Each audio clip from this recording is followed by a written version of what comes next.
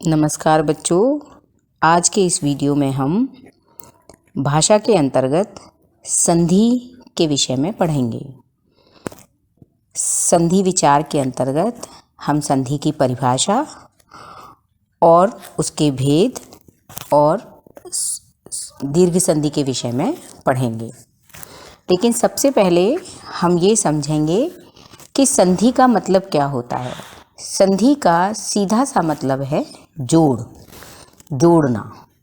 जैसे आप लोगों ने इतिहास में भी संधि शब्द को पढ़ा होगा, विज्ञान में भी संधि शब्द को पढ़ा होगा और हम भाषा में भी संधि शब्द को पढ़ते हैं। इंग्लिश में इसको जॉइंट कहते हैं, जॉइंट, जोड़।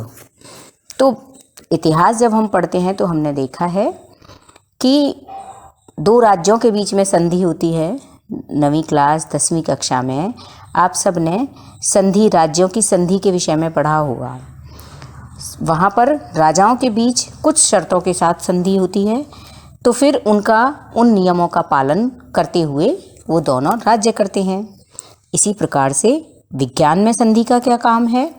तो विज्ञान में जब हम शरीर विज्ञान को पढ़ते हैं तो हमारे शरीर में हड्डियों को जोड़ा गया है, जहाँ से हमारा शरीर जो है इधर उधर मुड़ने का, चलने का, फिरने का काम करता है। जैसे कोहनी है, हमारी अंगुलियों के जोड़ हैं, कलाई का जोड़ है, कमर है, गर्दन है। इन सब जोड़ों के अलग अलग नाम हैं, इनको भी संधि कहा जाता है।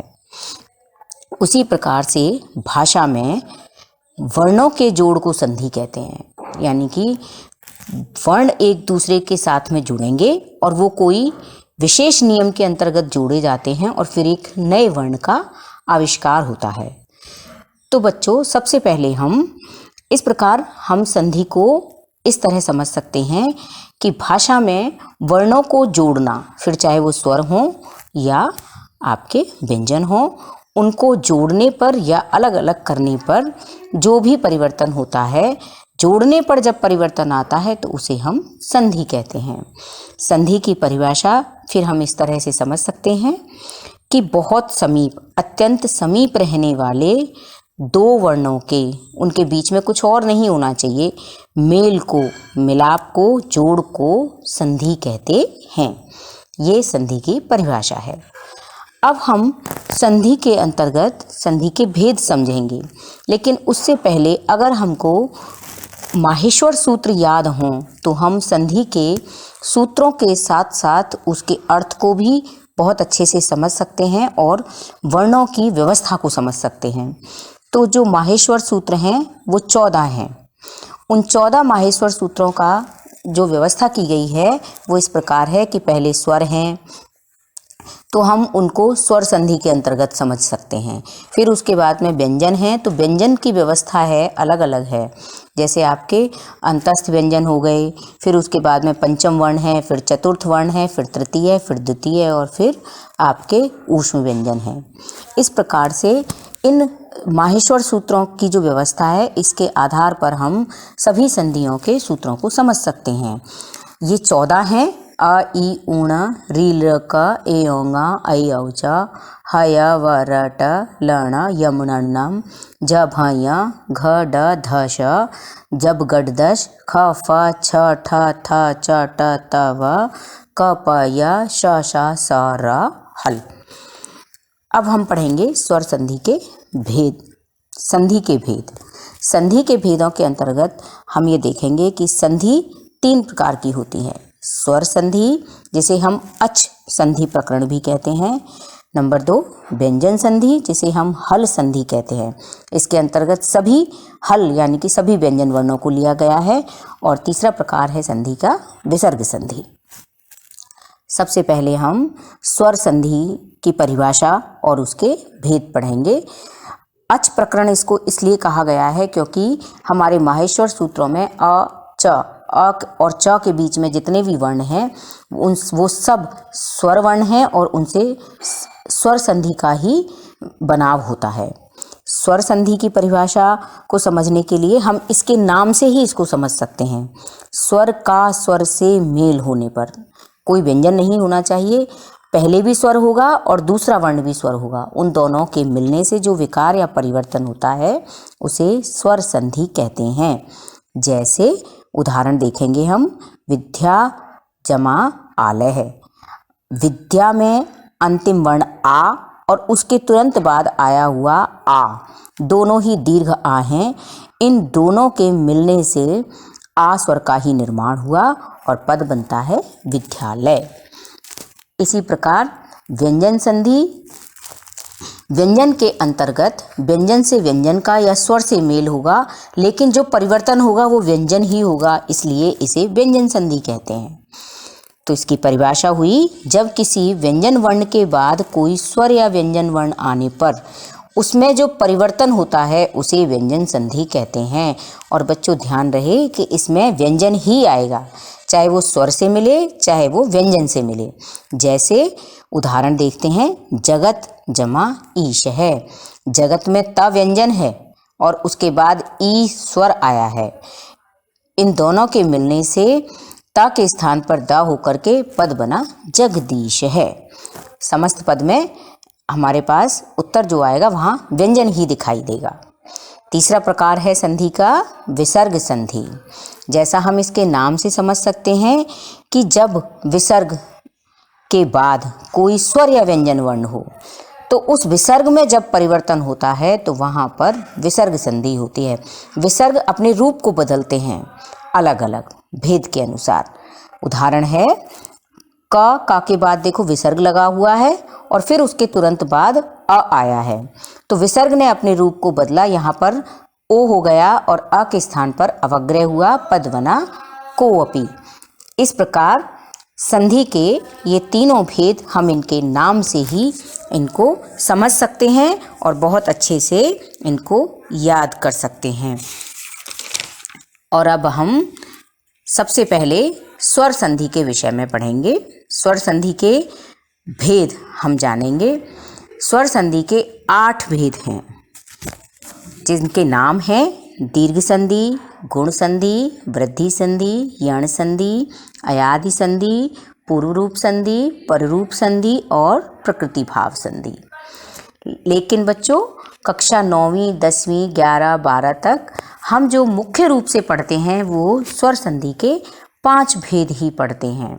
उन 5 भेदों को अगर हम समझ लेंगे तो हमें स्वर संधि बहुत अधिक से समझ में आ जाएगी। सबसे पहले स्वर संधि का पहला भेद है दीर्घ संधि, जिसका सूत्र है अकः सवर्णे दीर्घः। अक का मतलब यहाँ पर जो हमने पीछे प्रत्याहार पढ़े हैं उसमें अ से लेके क के बीच तक के वर्ण, तो उसमें जो वर्ण हैं वो हैं अ, ई, उ, री। इन 4 वर्णों में इनके दीर्घ वर्ण भी शामिल होते हैं। तो इसका अर्थ हुआ अक के बाद यदि सवर्ण हो तो उन दोनों के स्थान पर दीर्घ हो जाता है। ये इस सूत्र का अर्थ है। अब हम इसको खोल कर समझ लेते हैं। अ, ई, उ, री के बाद कोई सवर्ण अर्थात समान अक्षर हो तो इन दोनों के स्थान पर उसी वर्ण का दीर्घ अक्षर हो जाता है। ध्यान रखना बच्चों, समान वर्ण होना चाहिए। आ के बाद आ हो, ई के बाद ई, उ के बाद उ और री के बाद री, कोई भी ह्रस्व या दीर्घ।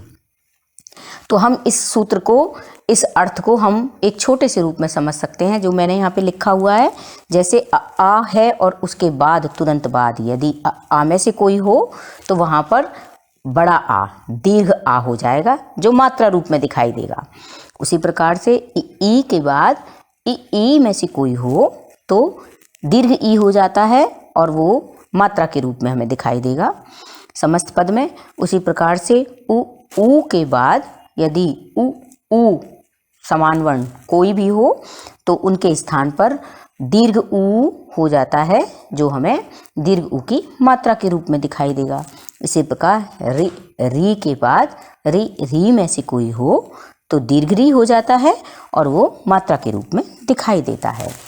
एक बात और मैं आपको यहाँ पर बता देती हूँ, जब हम उदाहरण करेंगे तो एक और आसान तरीका मैं आपको बताती हूँ। कई बार बच्चों को यह परेशानी होती है कि वो कैसे समझें कि जमा से पहले जो शब्द आएगा वह स्त्रीलिंग होगा या पुल्लिंग। तो जैसे हमने उदाहरण लिखा हुआ है विद्या जमा आलय, विद्या शब्द स्त्रीलिंग है, तो स्त्रीलिंग जितने भी शब्द होंगे उनमें हमेशा दीर्घ मात्रा ही होती है। जैसे आ, ई, ऊ, री, ये दीर्घ स्वर की मात्रा ही लगी होंगी। तो विद्या यहाँ पर स्त्रीलिंग शब्द है तो इसमें दीर्घ आ लगा हुआ है। और आलय, आलय का आ और आ दोनों मिलकर के दीर्घ सवर्ण आदेश हो गया और पद बना विद्यालय। इसी प्रकार से इसका दूसरा उदाहरण देख लेते हैं। देव जमा आलय, देव पुल्लिंग शब्द है इसलिए हमने इसमें दीर्घ आ की मात्रा नहीं लगाई है। इसमें से अ और आ, आलय का आ, इन दोनों के मिलने पर आदेश हुआ आ, पद बना देवालय। इसी प्रकार से हम ई के उदाहरण देखते हैं। कवि पुल्लिंग शब्द है तो कवि पर ह्रस्व ई की मात्रा और ईशः, इसमें दीर्घ ई की मात्रा है। ई और जमा में ई, इन दोनों के मिलने पर दीर्घ ई आदेश हुआ और पद बना कविशः। समान पद हैं, ये समान वर्ण हैं और इनका आदेश भी समान होगा, दीर्घ सवर्ण हो जाता है। नदी, नदी स्त्रीलिंग शब्द है तो इसमें बड़ी ई की मात्रा है, दीर्घ ई की, और ईशः, ई और ई दोनों के मिलने पर आदेश हुआ दीर्घ ई, पद बना नदीशः।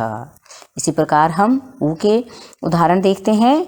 गुरु, गुरु हमारा पुल्लिंग शब्द है तो रा में ह्रस्व ऊ की मात्रा है। और उपदेश, उपदेश ऊ ह्रस्व ऊ से लिखा गया है। ऊ और ऊ दोनों के मिलने से आदेश हुआ दीर्घ ऊ, पद बना गुरुपदेशः, गुरुपदेश पद बना। उसी प्रकार से भानु जमा उदयः, भानुदय। मातृ प्लस ऋणम, मातृ ऋणम, दीर्घ ई हो गया और इस प्रकार से हम इनके स्त्रीलिंग पुल्लिंग शब्दों से लिखने के तरीके को भी बहुत अच्छे से समझ सकते हैं। दीर्घ संधि के अन्य उदाहरण भी लिखे गए हैं नीचे, इनके द्वारा भी हम अन्य शब्दों के बनाव को समझ सकते हैं।